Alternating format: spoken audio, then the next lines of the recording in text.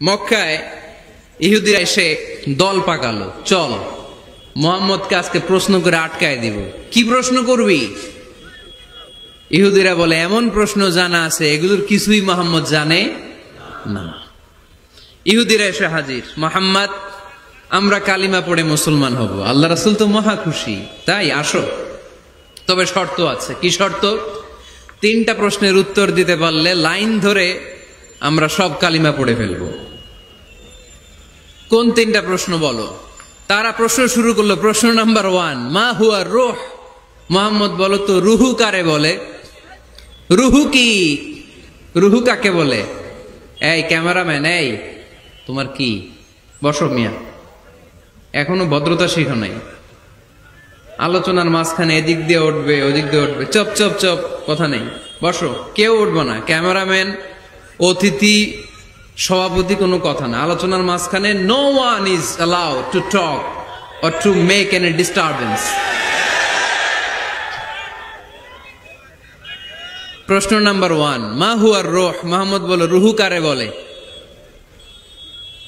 এই যে রুহু, এটা দেহের মধ্যে ঢুকলে মানুষ নড়ে চড়ে, অ্যানিমেশন, জীবন্ত প্রাণবন্ত, আছে না নাই? এটা যখন চলে যায় আর লড়ে আর নড়ে চড়ে।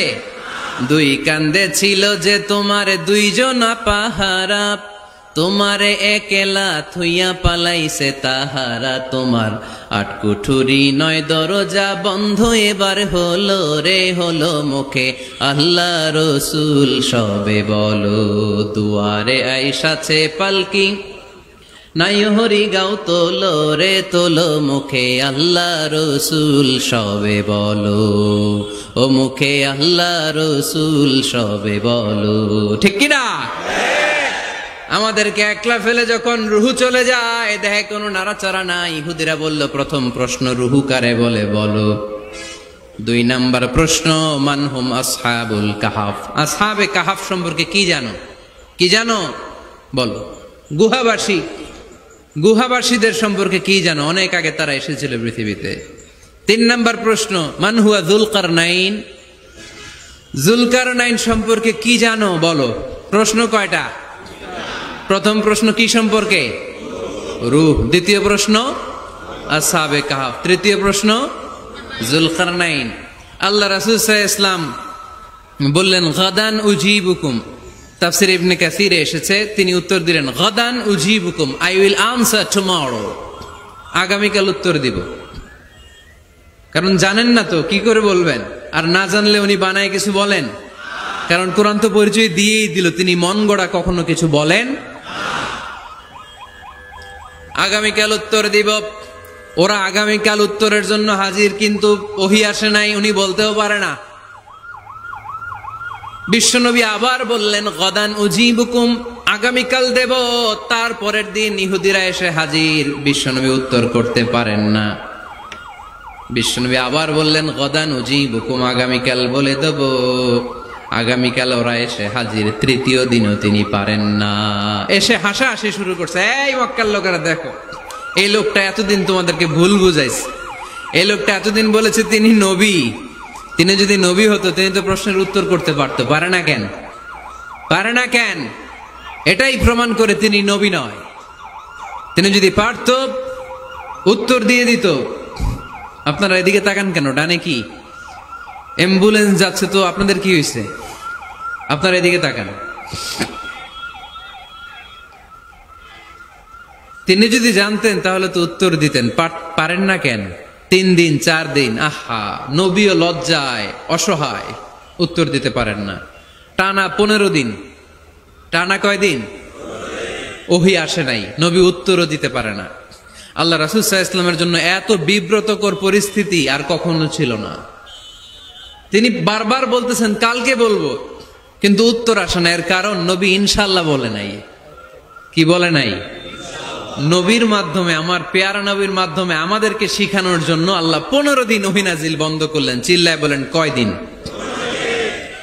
এরপর আল্লাহ কোরআনের আয়াত নাজিল করলেন, ওয়ালা তাকুলান্না লিশাইইন ইন্নী ফাইলুন যালিকা গাদা ইল্লা আন ইয়াশা আল্লাহ। নবী গো, ভবিষ্যতের কোনো কাজের ব্যাপারে যদি কাউকে ওয়াদা দেন, ওয়াদা দেওয়ার আগে অবশ্যই ইনশাল্লাহ বলে দিয়ে। নবীর মাধ্যমে আমরা শিখে গেলাম না? এবার আল্লাহ 3টা প্রশ্নের উত্তর জানাই দিলেন। ইয়াসআলুনাকা আনির রূহ কুলির রূহু মিন আমরি রাব্বি ওয়া মা উতীতুম মিনাল ইলমি ইল্লা কালিলা। দ্বিতীয় উত্তর জানাই দিলেন, আম হাসিবতা আন্না আসহাবাল কাহফি ওয়ার রাকিব কানু মিন আয়াতিনা আজাবা। 3 নম্বর প্রশ্নের উত্তর আল্লাহ সূরা কাফে জানিয়ে দিলেন। ইয়াসআলুনাকা আন যিল কারনাইন কুল সাআতলু আলাইকুম মিনহু যিকরা। আল্লাহু আকবার। রূহ হলো আল্লাহর আদেশ, আল্লাহর আদেশে ঢুকে আর আল্লাহর আদেশে বের হয়। আসহাবে কাফের 7 জন ছেলে ছিল, গুহার মধ্যে আল্লাহর ভয়ে ঢুকেছে। 309 বছর পরে আল্লাহ তাদেরকে আবার ঘুম থেকে জাগিয়েছে। জুলকারনাইন এমন একজন বাদশা, গোটা বিশ্বকে শাসন করেছে, তার শাসন ক্ষমতার কোনো কমতি ছিল না। সুবহানাল্লাহ, সুবহানাল্লাহ। তাহলে আমার নবী মন গড়া কথা বলে, তাই না? মন গড়া বলে? He was guided by wahi. He was guided by revelation. উনার কাছে ওহী না আসলে, ওহী না নামলে তিনি কখনো কোনো কথা বলেন। তাহলে আমার নবীর 4 নাম্বার পরিচয়, তিনি মন গড়া বলে না, জেনে শুনে ওহী প্রাপ্ত হয়ে বলে। সুবহানাল্লাহ পড়েন।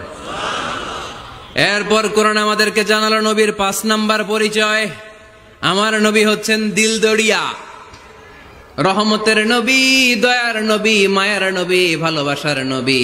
আমার নবীর ভালোবাসার কমতি নাই। তিনি হলেন রাহমাতাল লিল আলামিন।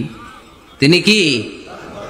প্রথমে তিনি ছিলেন রাসূলুল্লাহ, তারপর তিনি শেষ নবী, তারপর তিনি মানুষ ছিলেন, তারপর তিনি আন্দাজে মন গড়া কিছু বলেন না।